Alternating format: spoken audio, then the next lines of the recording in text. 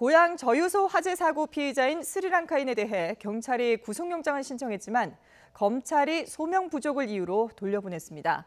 경찰은 영장 내용을 보강한 뒤에 오늘 정오쯤 다시 신청할 계획입니다.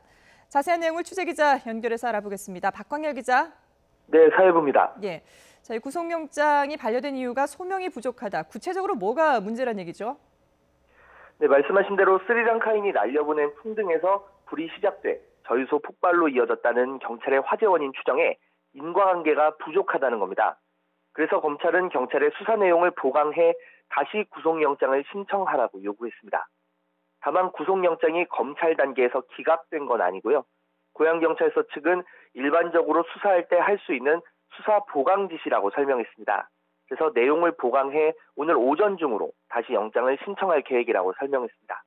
앞서 경찰은 지난 7일 스리랑카 국적 근로자가 날린 풍등 불씨가 저유소 잔디밭에 떨어졌고 이것이 기름 탱크 화재로 이어졌다고 보고 있습니다.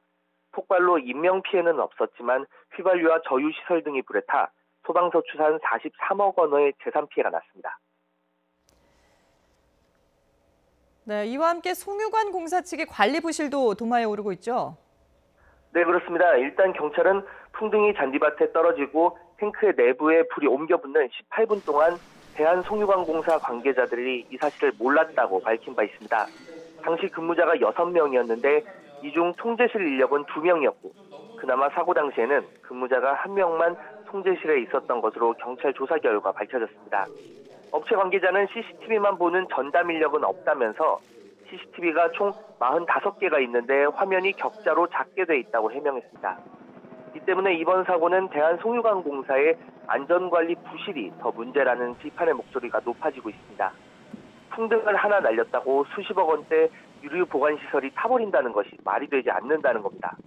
일단 당시 감시체계에 허점은 없었는지 또 휴일 상황실 근무자가 제대로 근무 수칙을 지켰는지 등에 대한 조사가 필요해 보이는 이유입니다. 중실화 혐의를 적용할 수 있느냐에 대해서도 갑론을박이 벌어지고 있는데요. 일단 경찰은 피의자가 저유소 존재를 아는 점 등을 감안해 중실화죄를 적용했다고 설명했습니다. 하지만 고의성 여부 등을 판단할 때 과연 이 피의자가 풍등을 날린 것에 중실화 혐의를 적용할 수 있을지 논란이 일고 있습니다.